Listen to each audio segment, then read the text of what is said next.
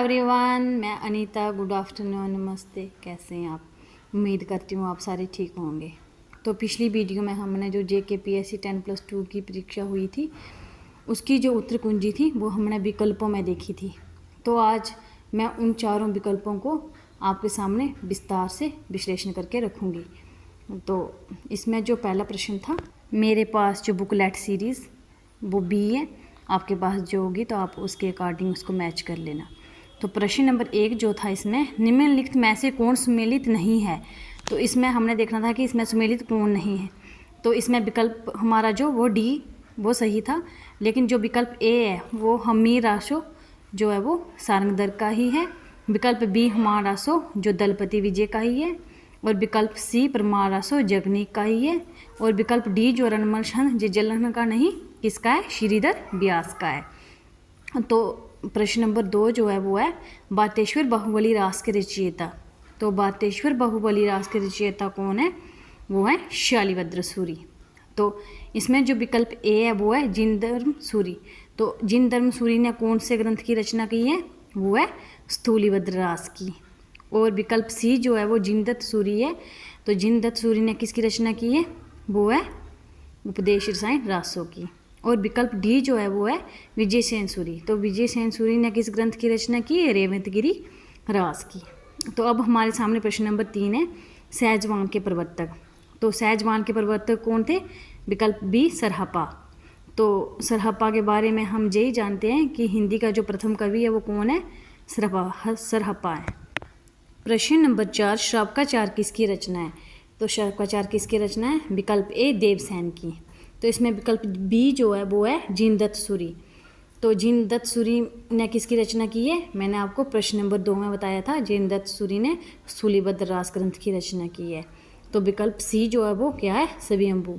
तो सवियंबु के हमें 3 ग्रंथ जो मुख्य हैं वो मिलते हैं, वो है पवमचर्यु, रिठे मंचर्यु और सवियंबु छंद।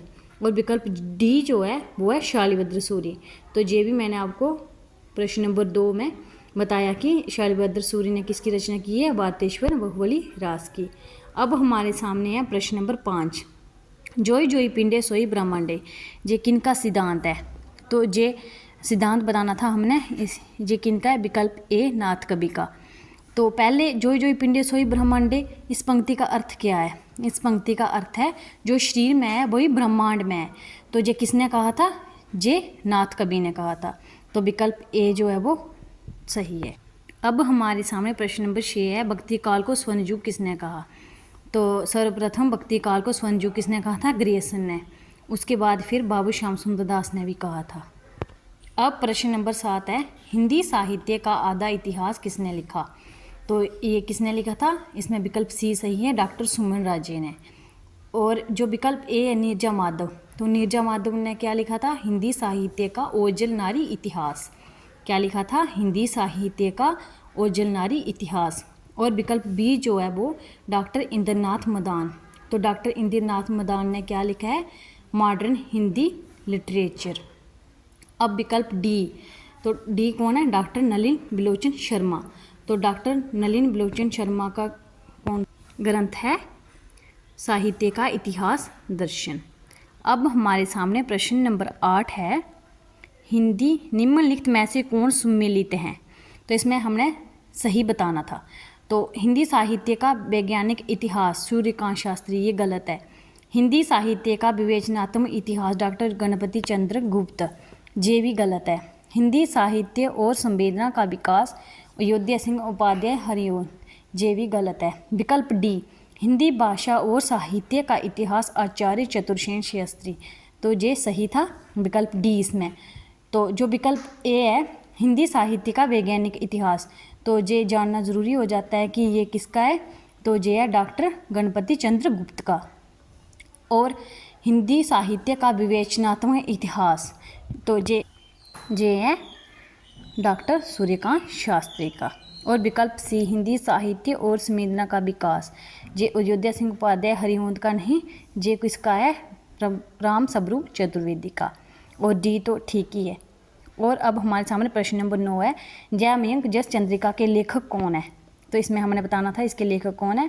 तो ये विकल्प C सही था, बट केदार। लेकिन जो विकल्प ए है देवसेन, तो देवसेन ने किस ग्रंथ की रचना की है? ऐसे तो देवसेन की बहुत सारी रचनाएं, लेकिन जो प्रमुख है वो क्या है? श्रावकाचार। और विकल्प बी श्रीधर, तो ये हमने पीछे भी देखा, श्रीधर व्यास ने किसकी रचना की है? रणमल छंद की। और विकल्प डी दामोदर शर्मा, दामोदर शर्मा ने ऊती व्यक्ति प्रकरण ग्रंथ की रचना की है, जो कि एक व्याकरण ग्रंथ है।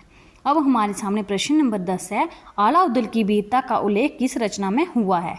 तो ये हमने बताना था किस में हुआ है? परमाल रासो। तो परमाल रासो किसकी रचना है? जगनीक की रचना है। अब इसमें जो विकल्प ए है हुमायूं रासो, तो हुमायूं रासो का कौन सा है? दलपति विजय। और बिसल देव रासो किसका है? नरपति नाला का। और परमाल रासो तो मैंने